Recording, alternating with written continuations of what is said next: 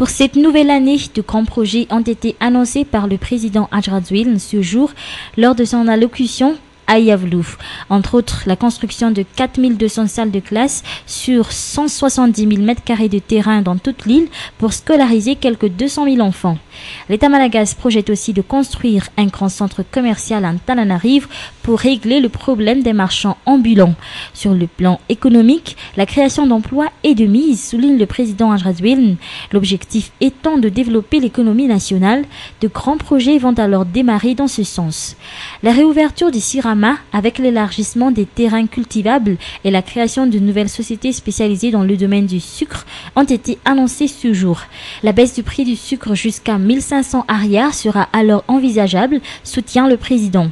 Pour attirer les investisseurs, l'État lance pareillement la mise en place des résidences des résidents, un projet qui vise à mettre en place des zones d'habitation spécialement conçues pour les investisseurs étrangers, où ces derniers pourront également obtenir une carte de résident qui les permettra de circuler librement sur le territoire malgache. D'après les explications du président, ce projet générera 3 000 milliards d'ariars d'investissement, plus de 250 000 nouveaux emplois et plus de 500 milliards de recettes fiscales en tout genre.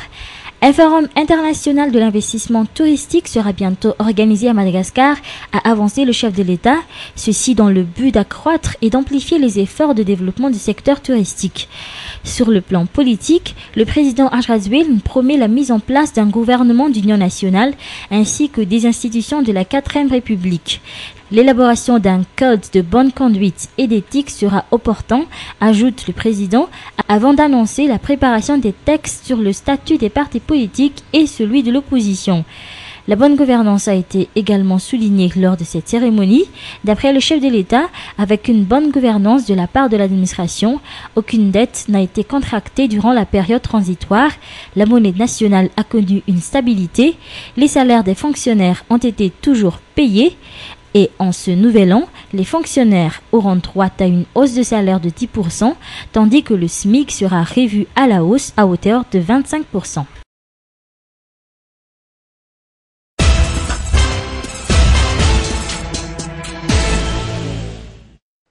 Pour la première fois, les deux parlements de la transition ont assisté à la traditionnelle présentation de vœux au couple présidentiel qui se tient tous les ans à Yavlouf.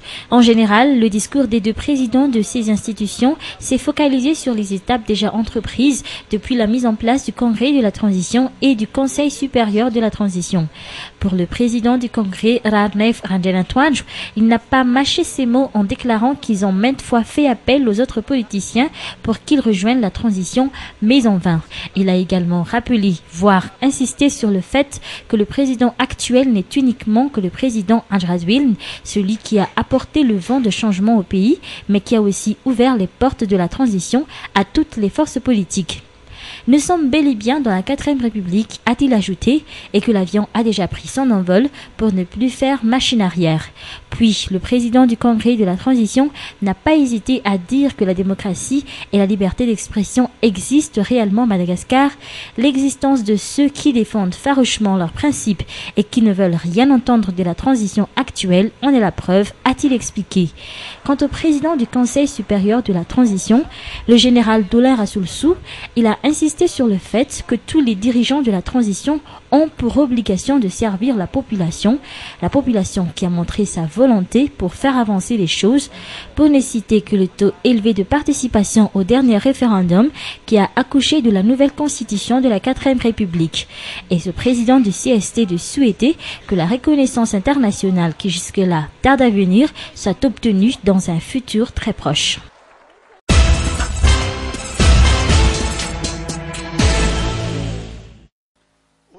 Dans son discours, le chef de gouvernement, le général Albert Remy Vital, a été plus que réaliste quant à la situation socio-économique et politique actuelle du pays.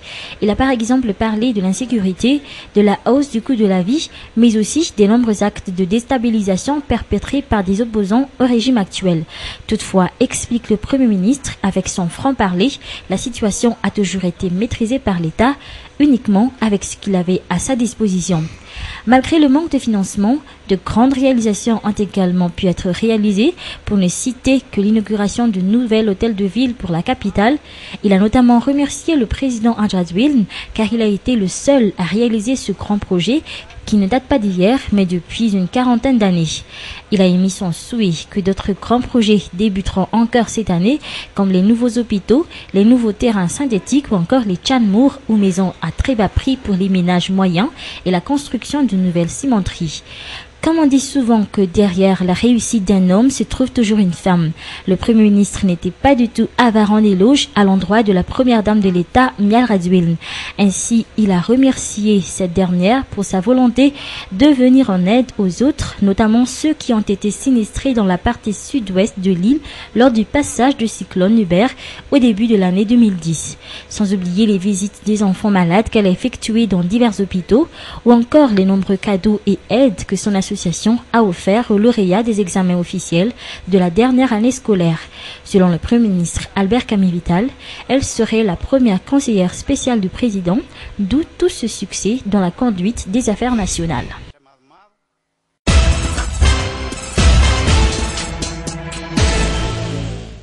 Tous ceux qui ont suivi les séries de discours qui se sont succédés au Palais d'État d'Iavlou ce jour, lors de la cérémonie officielle de présentation de vœux, n'ont souhaité qu'une chose, que tous les projets et perspectives relatés par le président de la Haute Autorité de la Transition se réalisent. Nombreux étaient ceux qui restaient confiants, car toutes les promesses que Andry Radouine a faites depuis son accession au pouvoir ont toutes été tenues et réalisées, et de continuer que s'il les a prononcées, c'est qu'il en est sûr de pouvoir le faire. Nombreux avaient également considéré les perspectives de 2011 comme étant un espoir et une bouffée d'oxygène pour le peuple malagasy, et il y en avait ceux qui s'inquiétaient quant aux moyens et la manière dont ces projets seront faits.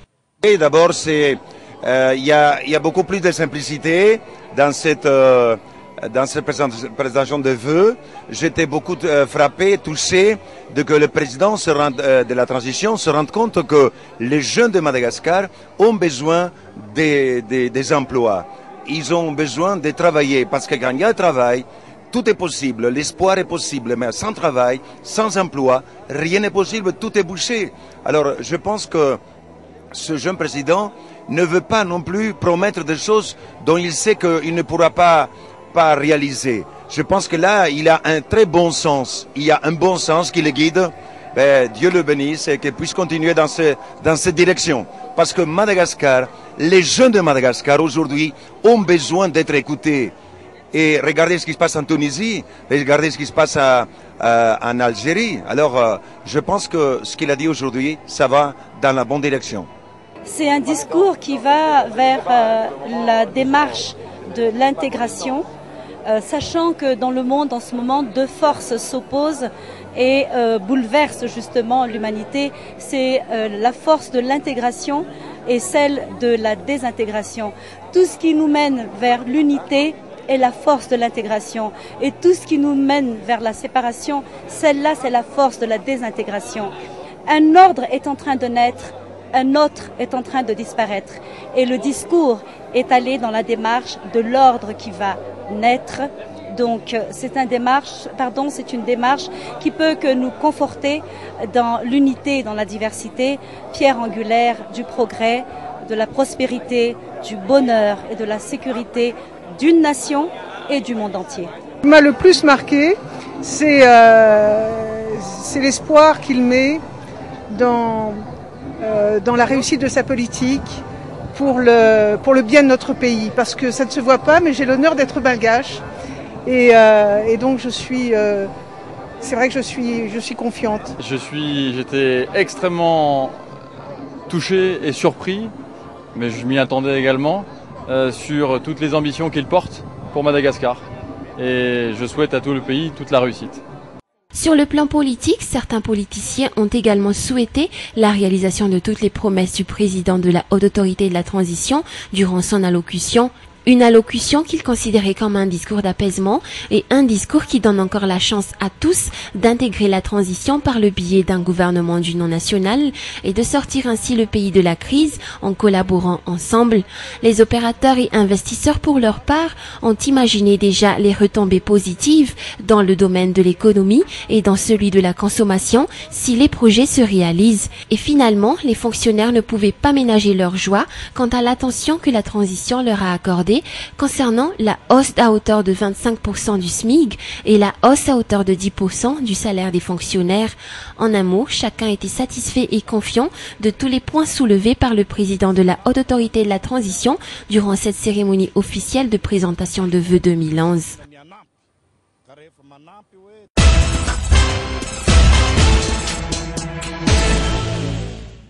Une perte de 10% des parts de marché de la savonnerie tropicale a été enregistrée, constate la direction des ventes de cette première industrie moderne de savon à Madagascar. D'après les explications recueillies, l'existence des savons hors normes sur le marché local, la vente sans facture opérée par des grossistes de savon importés sont les raisons de cette perte. La savonnerie tropicale lance alors un appel à l'endroit de l'État afin que celui-ci amplifie les efforts entrepris pour l'éradication de la concurrence déloyale.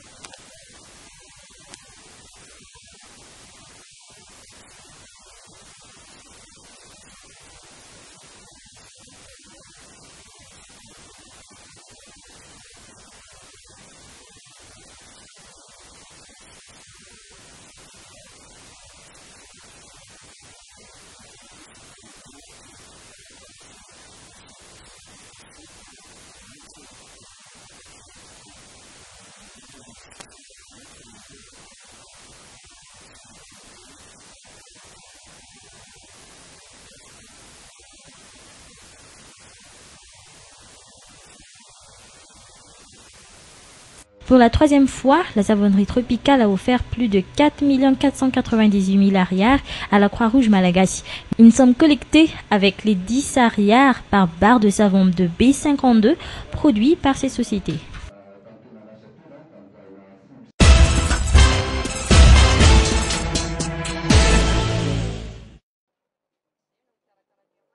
Actuellement, le secteur artisanat est devenu un dernier rempart pour ceux issus des couches défavorisées. Cette situation est due à la fermeture des entreprises franches suite à la crise sociopolitique qui perdure dans le pays. L'on constate pourtant que la plupart des personnes qui exercent ce métier ne le maîtrisent même pas, d'où le recul du secteur artisanat ces derniers temps. La Chambre de l'artisanat d'Antananarivo essaie ainsi de professionnaliser ce secteur afin de donner aux produits artisanaux malgaches leur place sur le marché international et pour que ceux-ci puissent concurrencer les produits artisanaux des autres pays. Les responsables au sein de cette entité projettent ainsi de mettre en place une structure bien définie à partir de cette année afin d'arriver à cette professionnalisation du secteur artisanal. Parmi les mesures qui seront également prises, la tenue de réunions périodiques du ministère tutelle avec les artisans de façon à suivre à temps les problèmes qui peuvent surgir et les réalisations ou améliorations qui pourront être entamées. Parallèlement à cela, l'État va faciliter les taux d'impôt payés par les artisans malagasy. Il va également les aider à trouver des débouchés. Rappelons que l'un des problèmes majeurs de l'artisanat est l'inexistence de statistiques et de données fiables et actualisées, car notons que le dernier recensement des artisans malagasy date de 1998. À cette époque, il comptait 1 800 000 d'artisans.